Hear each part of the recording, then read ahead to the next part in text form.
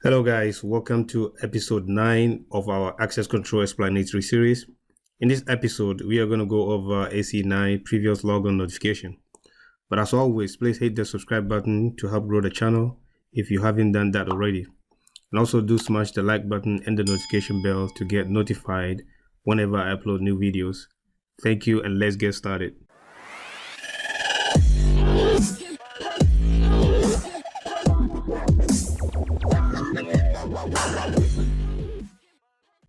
Previous logon notification AC-9.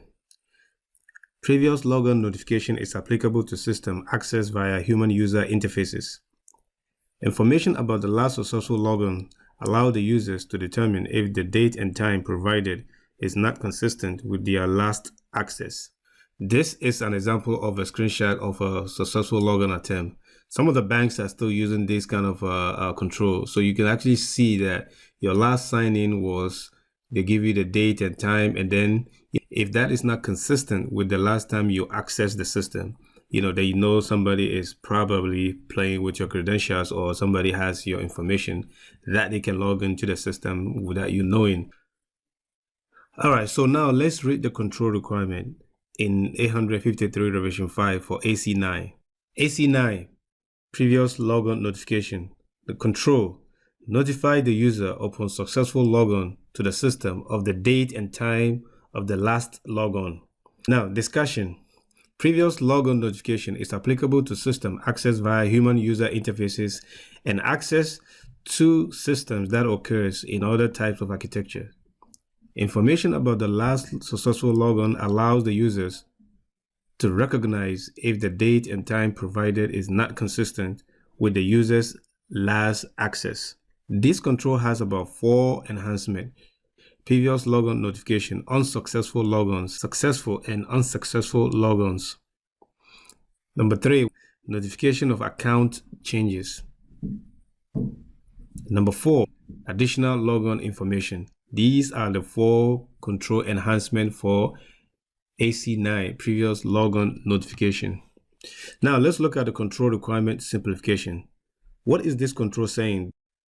This control is to ensure that the user's last logon date and time are displayed on the system so that users can catch any discrepancy in the last date and time they access the system. Example, if say you were out on a vacation and upon your return you notice that there was a recent system logon date and time that kind of coincided with the time that you were out of office. When that occurs, then you know that, it looks like somebody has my user credentials that they're able to access the system when I'm not even in the office. You can raise concern. But nowadays, because of multi-factor authentication that is being pushed, and it's kind of hard for you to see these kind of things, and also with the PIV card requirement and stuff like that in some of the agencies.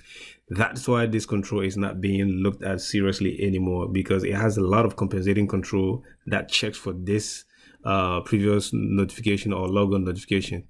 Because if the person does not have your PIV card or does not have your method of multi-factor authentication like your phone or a token, it could be hard for the person to actually access it could be hard for the person to access the system with your credentials. But nonetheless, this could happen if somebody has access to your PIV card and then they know your login credentials, password, and username.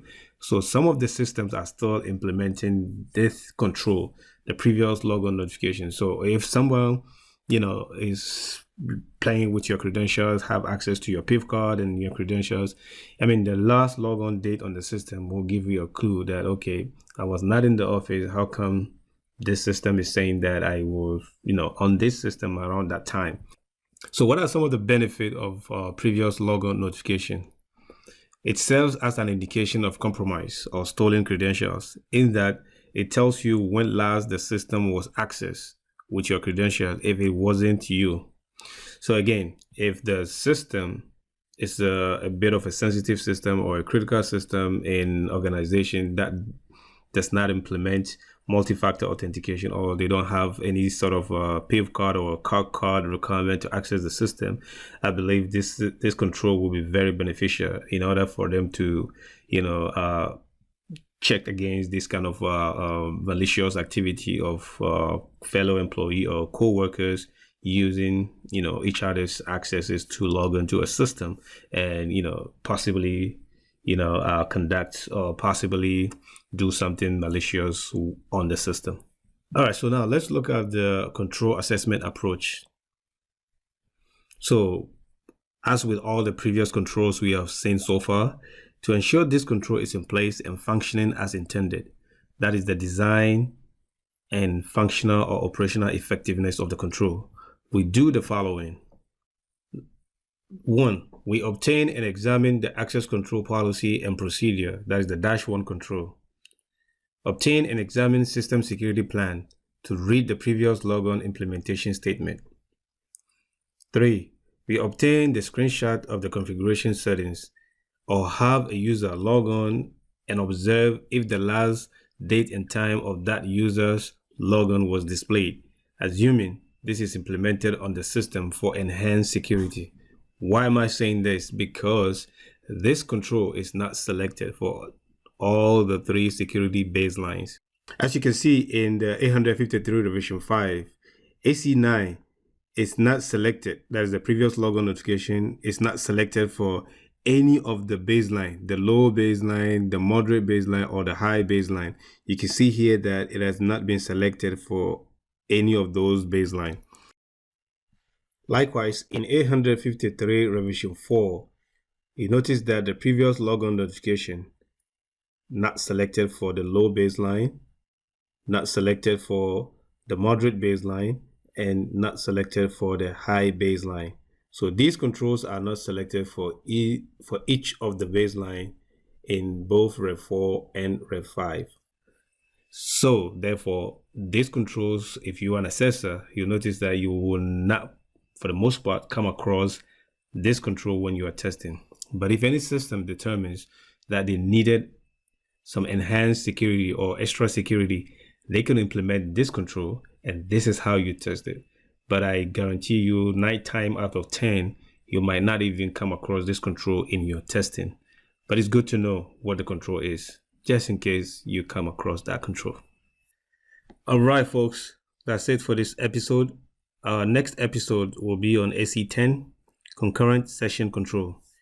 If you like this control series, you can support me to create more of these videos by subscribing to the channel and hitting the like button for the YouTube algorithm to expose these videos to more people who might benefit from these videos as well. Remember, keep chasing your greatness and never stop believing in yourself. Thank you, and I will see you in our next episode.